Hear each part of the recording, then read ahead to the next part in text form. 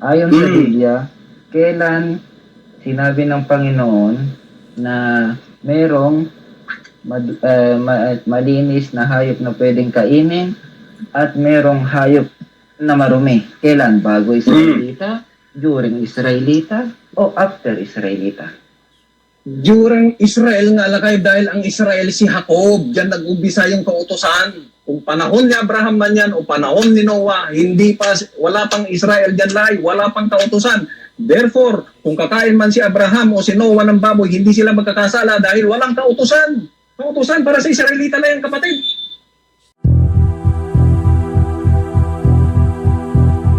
Dahil sa katotohanan ng ipinapangaral ng Santa Iglesia Katolika na hindi maitanggi ng mga protestante sa lungatang aral at bahayag ng mga pastor. Ilalatad.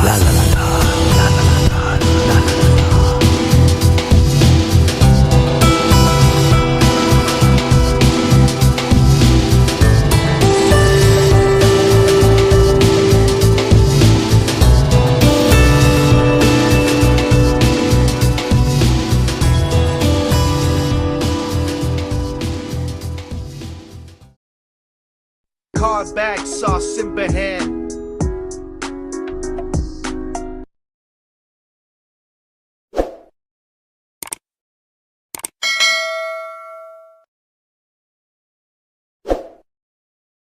At tayo ay magbuklod-buklod at magsama-sama para pag-aralan natin ang totoong turo ng simbahang itinatag ni Kristo, nag-iisa ang Romana Katolika 2,000 years ago. Okay, huwag na natin hindi naman natin topic at magandang hapon sa iyo, Bro Darwin at Bro Chester at Bro Ike from Rome, from Israel to Rome. Naman, talaga. So, ating pag-uusapan ngayon, kung bawal ba o isang pagkain ba itong baboy, So, i-generalize na natin, hindi baboy na hilaw, Ito ay niluluto. At kasama dito yung baboy, sa mga Hentil at mga Pagano, ito yung source of food nila nung araw. Pero dito, mga kapatid, patutunayan ko ng ang kautusan ng ating Panginoon ay para lang sa mga Israelita. Okay, take note. Ang kautusan ay ibiniling at ipinahayag ng Diyos sa mga Israelita. At ang mga Hentil o mga Pagano that time ay hindi sila nakatanggap ng kautosang ito. So ito, patutunayan to, sa ating pagbasa ngayon. Bawal ba o hindi pa pagkain ng baboy? Tama? Okay. Tama. Sasang-ayon kami mga Romano Katolika dito.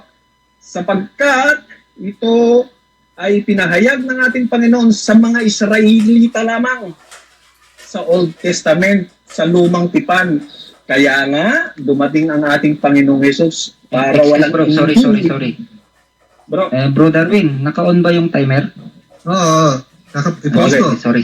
Kaya nga, nandito ang ating Panginoong Jesucristo, para ganapin ang Lumang Tipan. Pumarito siya para hindi pa walang saysay ang kautusan, kundi ganapin. Dahil ang mga Hudyo at kapatid nating mga Hudyo, alam nila ang kautusan, alam nila ang mga alituntunin, pero ang puso nila ay punong-puno ng puot ng kasamaan.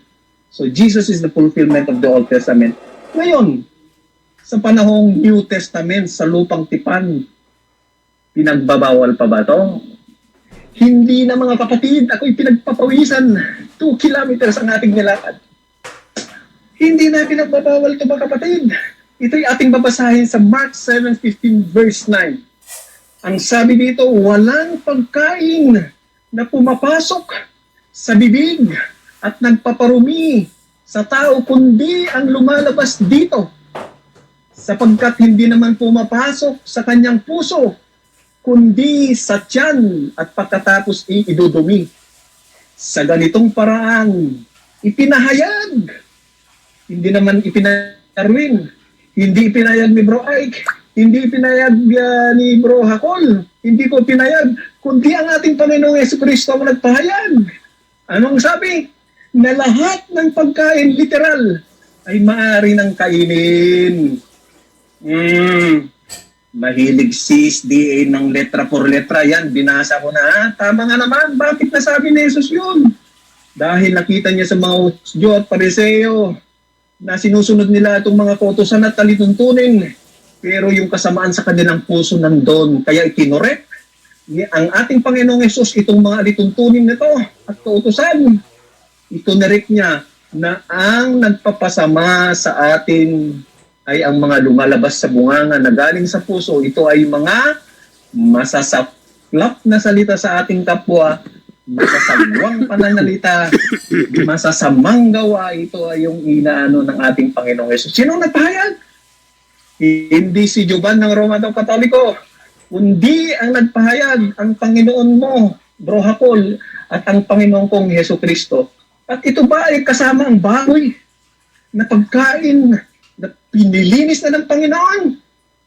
Ito ay ating babasahin sa Acts 10:9 verse 15 ng The Voice Bible. Tignan natin ha mga kapatid ha, kung letra por letra na nababasa na ang baboy ay nilinis na ng Panginoon. Okay, ating babasahin mga kapatid ha.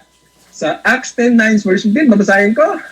Just as these men were wearing Joppa about noon the next day, Peter went up to the flat rooftop of Simon, the tanner's house. He planned to pray, but soon he felt hungry, literal, nagutom. While his lunch was being prepared, Peter had vision of his own, a vision that linked his present hunger from the present hunger. Related ito sa pagkagutom niya. And prepared Peter his vision his own, a vision that linked his present hunger with what was about to happen. Open in the sky and wide container, something like almost sea, by his four corners descended through, bilisan ko na, through opening toward the ground. The container filled with sour and animals, creatures that growl, and birds, and rats, lizard, and pigs. Kasama pala ang baboy itong sa pangitain ni Pedro. And then the voice of God, Peter, kill and eat. This is the commandment of our God to Peter. Katayin mo at kumain mo. But bilang Hudyo si Peter, nandun pa rin yung pagka-Hudyo at nalilito. Ano ang sabi niya? It is forbidden in the dietary law, in a Hebrew scripture. Sumagot ulit ang Panginoon, ang command niya kay Peter. Peter, ang sabi niya, something permissible and clean, you must not call it forbidden and dirty. So napakaliwanag Panginoon, mga kababayan, na ang Panginoon ang nag-command, hindi ako nagko-command ha. Sinusunod ko yung command ng ating Panginoon kay Pedro. Sino si Pedro? Ang isa sa pang-apostoles ng ating Panginoon. At kumain ba si Pedro dito? Hindi daw nakitang sumubo ng baboy, Bro Darwin. Pero pumunta siya sa mga hentil at nakikain doon. Hindi ko na alam kung anong luto ng baboy ang kinain nila dahil ang mga hentil ay ang pangunahing pagkain ng mga hentil noong araw. Kill it! Katayin mo, Bro Darwin, pag sinabi ng ating Panginoong Yesus sa'yo, pumamatay ka, Darwin, at kainin mo dahil hindi na yan marumi. Hindi na yan forbidden. Kung dinilinis ko na yan, dilinis na ng Diyos yan. Okay, napakaliwanag mga kapatid. At sinabi din ni Pablo, dahil sa pangangaral ng mga apostol, si San Pablo ba ay nangaral? Yes, yung pinangaral ni San Pablo ay nanggaling sa ating Panginoong Jesucristo. Kaya nga tinatanong ko sa GC natin kanina saan mababasa sa Biblia si San Pablo na natanggap niya sa ating Panginoong Jesucristo itong kautusan at pangangaral na ito sa ating Panginoong Jesucristo. Anong sabi ni San Pablo sa 10 Corinth? Kumain kayo ng anumang bibili sa karne sa pamilihan. At ang pagkain walang kinalaman sa katayuan natin sa harap ng Diyos ay mawawala sa ating hindi kainin kabutihang may dudulot sa atin, kundi kumain man tayo yan. Sa kaharian pala ng Diyos, hindi na yung pagkain ng mga ligtas sa atin, kundi yung doon sa loob natin. Ang sino man na humatol sa inyo tungkol sa pagkain ng Panginoon, huwag tayong humatol dahil lang sa pagkain. Sabi sa Hebrew 13 verse 9, Huwag na kayong mapadala sa mga sari-saring hindi kilalang sapagkat nasa puso ay pagtibayin sa pamagitan ng biyaya, hindi sa pamagitan ng pagkain. Sa Timothy 4 verse 5, ang lahat ng nilikha ng Diyos ay walang ipinalagay na masama. Lahat daw ng nilikha ng Diyos, lahat mabuti. Dapat tanggapin natin ng may pasasalamat. Kaya nakikita ko si Bro ako, nagdarasal, hindi lang nagsasign it cross. Nagdarasal dahil pala yung pagkain, pag ipinagdasal mo sa ating Panginoon, sa salita ng Diyos, at sa ating panalangin ay nagiging banal at malinis ang ating mga pagkain. Kaya nga ang mga turo ng ating Panginoon sa mga apostol, anuman ang ihain sa inyo sa inyong pag-aaral sa mga Gentiles, kainin nyo. So napakaliwanag, letra por letra. Ang Panginoong Yesus ay nag-uutos sa mga apostol. Sila yung mga tradisyon na sinusundan namin sa pangangaral na natanggap nila sa ating Panginoong Yesus Cristo. Lahat na ng pagkain ay nilinis ng Diyos at yun din ay pinapangaral ng ating mga apostoles. Okay, ilang minuto ba? So, 1 dahil minute, sa 15 tradisyon, dahil sa tradisyon namin, hindi kami Bible alone, ito ay natatanggap namin itong pasapasang tradisyon na nanggaling sa mga apostoles, nanggaling sa ating Panginoong Yesus Cristo, hindi lang nanggaling sa Biblia. O pag hindi na kayo nabasahan ng letra por letra sa Biblia, wala na. Basta alasang ayon sa inyo, hindi na kayo papayag.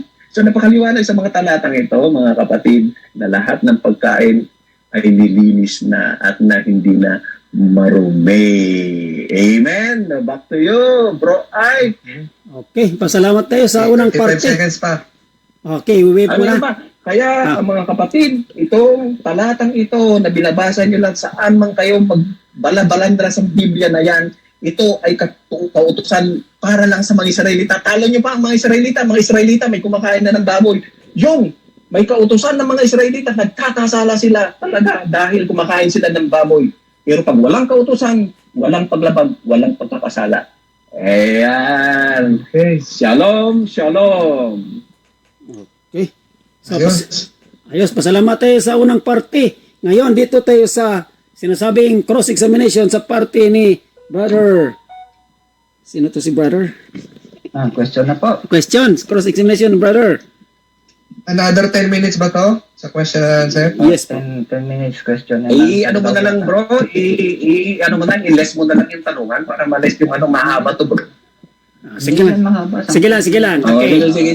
Okay. Pagbigyan ka, sige. Okay. So, start ko na. 10 Sige. minutes. Sige bro. Sige bro. Sige, Ano? start. Tanong. Unang tanong, kapatid. Ayon sa Biblia, kailan inutos o sinabi ng Panginoon na may malilinis na pagkain na pwede nang kainin at may mga hayop din na marumi? Kailan inutos? Bibigyan kita ng choices para di ka mahirapan. Bago Israelita, during Israelita, o after Israelita? Okay. Ang Israel ay si Jacob. Objection. Kaya nung Objection po. Objection. Saglit lang bro. Objection ano po. ba Objection. Meron Ano? po tayong categorical question. Ano bro? Pagka may choices, sasagot mo na. Sige, ulitin mo na lang bro. Ulitin mo. Naka-post po ba yung time ko? Okay, post. Sige, post mo bro. Ano bro? Binibigyan kita ng choices, bro. Ayon sa Biblia, kailan sinabi ng Panginoon na merong malinis na hayop na pwedeng kainin at merong hayop na marumi? Kailan? Bago Israelita, during Israelita, o after Israelita? During Israel nga lakay dahil ang Israel si Jacob. Diyan nag-umpisa yung kautosan. Kung panahon ni Abraham man yan o panahon ni Noah, wala pang Israel dyan lay, wala pang kautosan. Therefore, kung kakain man si Abraham o si Noah ng baboy, hindi sila magkakasala dahil walang kautosan. Kautosan para sa Israelita lang, kapatid. Okay. Okay. Next question. Yes, next question. Ayon sa Israelita, saan talata mo nabasa na meron ng malinis at na pwedeng kainin at merong marumi na hayop? Tignan mo itong mga SDA na kaya nga ang sabi sa Roma 4:15. Mr. Moderator. Saglit lang. Sagutin ko na. Hindi po Sagutin ko na, bro. Papatawa. Sagutin ko na, bro. Huwag mo nang pababain. Sagutin ko na yan, bro. Bro, Okay. alam mo, ang marumi ay inutos lang sa mga Israelita. Objection, At kung Mr. Moderator, bro, objection. May categorical question po ako. Ay may ano yung categorical mo? hinahanap akong Ano yung categorical mo? Ang tinatanong ko po ay Go ahead. talata, hindi po kwento. Talata po. Kaya nga, talata, bro. Talata. Pakinggan mo po. Tanggapin mo tong talatang babasahin ko. Hindi mo ako tinatapos eh. Huwag kang, huwag kang, Roma 14, 4:15. Basahin ko ta ha. Huwag kang mag-object dyan. Patapusin mo ako kung pasok to. Kaya nga, sapagkat ang kautusan ay gumagawa ng galit sa mga Israelita, ito at may kautusan. Ha? Pero yung mga walang kautusan, gaya ng mga pagano at mga hentil, ay hindi walang pagsasalansang o walang paglabag. Hindi sila magkakasala, kapatid. Kung kumain man sila ng baboy, hindi. Ang nagkakasala lang yung bayan ng Diyos. Oh, next. Mr. Moderator. Sige. Next. Next. 20 seconds yung pagsagot niya, di po ba? So next question, yung Wala kong 20 seconds yung bro. kung Kailan ayaw ako dito. Go ahead. Next question. kung ayaw niyang 20 seconds, pakisabi na lang po na next question. Okay, next question. Okay. Sige. Sagot mong Roma 14 ba yun? Asan Roma po 4:15 bro. sige, asan po dun sa Roma 4:15 nagsasabing sinabi ng Jesus sa Israelita yung may malinis at Objection bro. Objection bro. Okay. Objection bro. Objection. Sige po. Objection. Itong Roma 4:15 bro, ito ay tumutukoy ang pag may kautusan, it's referring to the Israelites. Saglit lang bro. Saglit lang. Hindi po. Itong Roma po. Ang ginagawa po Bro. ng pagpapaliwanag yung objection, hindi po ganyan. Ang objection po yan. Hindi. Bro, yung I'm referring to 4:15, Roma 4:15 bro, ipaliwanag ko sa iyo para ma-gets mo. Yung marunit malinis ka mo eh. Oo. Huwag mong gamitin yung objection mo na pagpapaliwanag. Ang objection po natin ay kung... Nagtatanong ka eh. Nagtatanong ka eh. Nagtatanong ka. Sagutin ko. Sige, yung nasa Marunit malinis. okay, yung tanong, yung tanong, yung verse at saka chapter, verse at chapter lang po. Verse chapter. Liwanagin mo. Okay. High blood. Liwanagin mo. Liwanagin mo. Ito ang tanong. Kasi wag lang magsalita. Sa talatang binigay mo, saan dyan nakalagay yung sinasabi mo maruming hayop at malinis na hayop na pwede nang kainin? Saan dyan? Okay. Ito nga, babasahin ko sa iyo ha. Roma 14:15, sapagkat ang kautusan na gumagawa ng galit, ito yung mga marurumi na gumagawa nga ng galit kautusan. Di yung pagkain ng karumal-dumal. Datapwat, kung saan walang kautusan, doon daw sa walang kautusan lakay, walang paglabag. Ito yung mga hentil naman at mga pagano na kumakain ng baboy. Kumakain sila ng baboy, bro. Okay, 20 seconds, go. Go ahead. Okay, sige. Okay. Tawa Iwanan na kita dyan. Sige. Okay, go Puntahan ahead. kita doon sa nalatag mong Mark 7, verse 9. Tatanungin lang kita, bro. Nabasa mo po ba yung buong talata? Yes or no? Yes. Dahil Okay na bro. Okay. Brother Jovan. sunod sila sa mga alituntunin at mga kautusan, pero ubod ng sama ang kanilang puso. Kaya mas mahalaga ang puso sa kaharian ng Diyos, hindi sa pagkain. Amen. Go ahead. Next question. Kung nabasa niyo po, ano po bang pinag-uusapan nila dyan na pagkain? Ito po ba ay karumal-dumal o hindi karumal-dumal? Baboy po ba? Bro, o hindi? Literal yan. Pag sinabing mang marumil in Objection, Mr. Moderator, Bro, objection. Ang tanong ko po ay, ano po yung pinag-uusapan nila dyan? May categorical question po ako. Kung baboy po ba yan o hindi baboy? okay, sasagutin ko. Kahina mo naman, bro. Lahat nga as general, Objection, hindi Mr. lang Moderator. Objection lahat again. ng pagkain. Objection po. Ay, hindi po sumusunod sa usapan yung ating kausap. Ang Ano tanong hindi ko po, sunod? Objection. Excuse me. Nag-object ako eh. So, excuse me, brothers, excuse me. Ganito yung mga... Ang tanong ko, categorical. Nasa rules po natin na pagka hindi sumagot ng categorical ay hindi sumusunod sa rules. Ngayon, sige, go ahead. Ang pinag-uusapan sa talatang chapter Mark 7, yan po ba ay baboy o hindi baboy? Yun lang ang pagpipilian. Hindi naman madaling sagutin yun. Baboy o hindi baboy? Yun lang naman. Okay, sagutin ko na. Okay, 20 seconds. Kasama na ang baboy yan, kapatid. Dahil plural yan. Lahat ng pagkain, Bro Alvin. Bro Darwin, ano bang pagkakain dito sa lahat ng pagkain? Kung adobong ano man yan, lahat ng pagkain, lahat ng ihain mo ay kainin mo. Yan ang utos ni Jesus, hindi ako. Lahat, bro. Hindi lang sinabi niya baboy o Okay, daga o question, ano yan. question. Lahat daw ng pagkain. Go ahead. Next question. Okay. Sige. Next question. Mm. Sa iyong palagay, bro, ano po ba sa Greek yung karumal-dumal o target na ano na yung sa baboy? Ano sa Greek yun? Bro, hindi naman ako Greek. Ibruin mo na lang, baka maintindihan ko pa. Di ba, bro, Darwin? Sige, Ibro sir. na lang. Sige, Kosher sir. at non-kosher. Tapo na lang, bro. Mas maganda kasi yung Greek kasi yun yung original text. Ay, isa sa Ano po yun? Ano po ba sa Greek yun? Ang kosher at ang non-kosher, ito yung malinis at hindi malinis sa mga Hebro. Hebro na lang ako, bro. Mas maintindihan ko. Yung Greek, iwanan mo na natin yan. Objection po. Greek po yung tinatanong ko. Wag po sana niya akong turuan kung anong itatanong ko kasi ako po yung nagtatanong. Bro, Ganun din bro, po mamaya. objection, bro. Objection, bro. Objection. Tapusin mo muna ako, bro. Saglit, objection. Yung tatarton na yan, ng mga yan, hindi na natin pag-usapan. Yung malinis at marumi na lang bro. dito, bro. Tagalogin mo na lang. Okay, go ahead, bro. Tapusin mo muna yung objection ko bago ka naman mag-counter objection. Sige, go ahead. Ilang minutes Objection pa, to, bro. Darwin? Sige, 5 minutes, 20 seconds. 5 minutes. Tinatanong ko lang naman kung ano yung Greek. Mahirap ba yun? Sabihin mo lang kung di mo alam, sabihin mo na lang. Next question. bro, Madali lang naman bro, akong kausap eh. Bro, mahirap yan kahit na alam kong katarton. Pero bro, doon na lang tayo sa naiintindihan ng lahat. Huwag ka nang pag-Greek dyan, bro. Marumi at malinis na lang. Ayun, doon sa naiintindihan natin lahat. Merong nagiginig ngayon na hindi nakakaintindihan ng mga Greek na yan.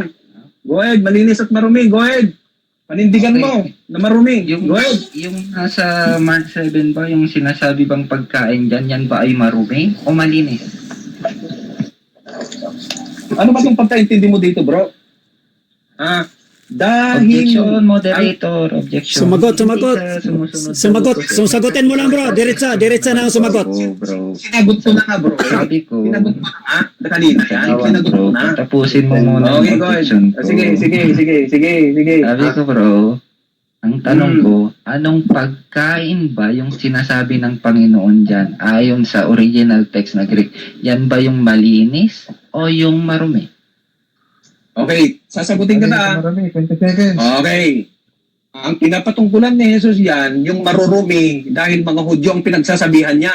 Pero pinawalang ikinorek ni Jesus yon, yung mga kinakain nilang marumi, hindi yon ang nagpapalinis o nakahatol sa kaharian ng Diyos, kundi yung puso, yung lumalabas sa bibig, yung pagmumura. Yun ang hahatol sa atin sa kaharian ng Diyos, hindi yung kinakain. Yung pagmumura, mga malalaswang salita, yun ang nagpaparumi sa harap ng Diyos, hindi ang pagkain. Next question. Okay, next question.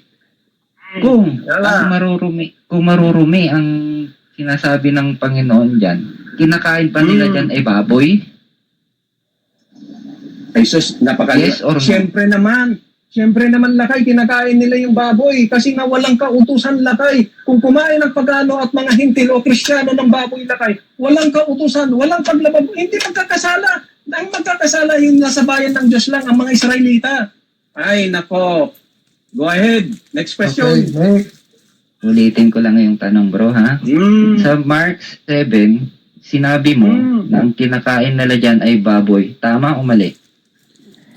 Kasama yung baboy talaga, tama yan. Kasi ito, kumakain ng mga baboy ito, tinuturuan nila. Tinuturuan na ng Panginoon. Hindi na yung baboy ang nagpaparumi sa budi ng tao, kundi lumalabas na sa kanyang puso, yung mga lalaswang lumalabas sa bibig. Hindi na tayo hatulan ng Diyos ng pagkain, kapatid. Next question. Next question. Question? Okay. May knowledge ka po ba kung ano yung marumi, nadumihan, at malinis na mga pagkain sa Greek? Huwag ka na kasi sa Greek. Sa Greek. Objection, Sige, Mr. Moderator. Yes or no lang naman ang tanong. Siyempre. May knowledge Siyempre ka naman ba o lakay. wala? Yes, yung mga ancient Grego na lakay, may knowledge ako yan. Ang mga ancient Grego yan, kumakain yan ng marumi galing sa mga Israelita, kumakain yan ng mga kadumal-dumal na sinasabi mo. O kung gusto mo, babasahan kita mga ancient Greek kung anong kinakain nila, yung mga ancient. 18th century lang kayo, yun ancient, 640 AD. Next question. Kung may knowledge ka sa mga malilinis at marunong at nadumihan na pagkain, ano sa Greek? Mahina ka bro. Ay, sorry. Mahina. Ano sa Greek yung malinis na pagkain? Yung angkop Bro, na pagkain. Ang alam ko bro, wag muna akong tanungin sa Greek. Ang alam ko Objection, Mr. Moderator. Objection. Bro, objection din. Objection.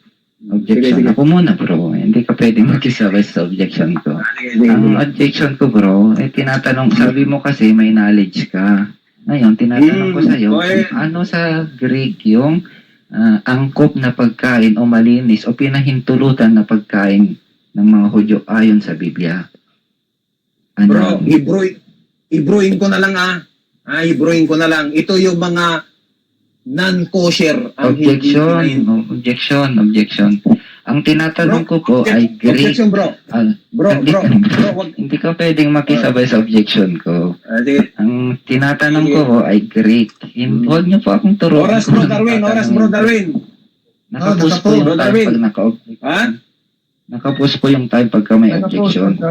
Kaya, dapat, kung gusto niyo pong mapadali yung ating di sagutin niyo ng direkta. Ngayon, ang tanong ko lang, napakasimple lang naman. Sabi niyo naman na may knowledge kayo sa Greek. Di sagutin niyo. Ano po ba yung angkop na pagkain, malinis na pagkain, ayon sa mga Hudyo, ano yun sa Greek? Anong tawag sa pagkain na yun? Okay, Kung hindi mo alam, bibigyan na lang kita ng choices para may ka naman. Gusto mo? Ano yung lakay? Yung mga katarton ata. Kung hindi ako nagkakamali i-correct mo na lang ako kasi hindi naman tayo Grego. Kasi pupunta tayo doon. Mag-focus ka na lang lakay sa mga marumi at malinis. Huwag ka nang pupunta dyan sa mga ganyang Greek na yan. Diretsuhin mo yung malinis at marumi. Panindigan mo na marumi pa rin. Yun na lang. Huwag ka nang paligoy-ligoy pa. Next Next question. question. Sa iyong palagay po ba, yung malinis ay yun ay ang akatarton? Kasi hindi ko naiintindihan ang Greek lakay kung yung malinis ay yung mga lilinis na ng Diyos lahat ng pagkain. Nilinis na lahat ng pagkain. Kung ano man yung Greek ng marumi lakay, hindi ko alam dahil hindi naman ako Grego. Yung marumi ay yung mga inutos niyang Panginoon para sa mga Israelita. Yun ang marumi. Naintindihan mo na. Mas naintindihan pa ng mga Pilipino yun, bro. Okay, next question. Go ahead. Next question. Next question. So, kung sasakyan kita sa sinabi mong marumi yan, Yes. Kung kinain na ng mga Hudyo yung yung sa Mark 17, kumakain na ba sila ng baboy mula diyan hanggang sa sumusunod na mga panahon? Bro, hindi pa sila kumakain. Ito pa yung pinapangaral ng ating Panginoon Jesus. Kaya nga, He is talking to the apostles kasi Hudyo ang mga apostoles na pinapangaral sa mga apostoles na hindi na yung pagkain ang mahatulan ng saharian ng Diyos kundi yung ugali. Kaya nga, kinokorek ni Jesus na yung paniniwalang ganito at yung mga apostoles, yan ang nangangaral. Yan ang pinangaral nila. Pinangaral nila sa ibang bayan yan. Pinangaral nila yan. Question na bro, next question. Brother Jovan, Kung stop. sinasabi mong hindi sila kumakain ng baboy, bakit sinabi mo kanina na yung kinakain nila sa Mark 7 ay baboy? So, last na yan. Bro, Last seconds na yan. Lahat nga ng pagkain Bakit? Nung kapanahonan ba yun, pagkain bang baboy? Yes, pagkain. Kaya nga, sabi ng ating Panginoon, lahat ng pagkain, including naman na yung baboy, lahat nga Lahat. Lahat. 5, 4, 3, 2, 1. Okay, tapos na. Cars back, sauce in hand.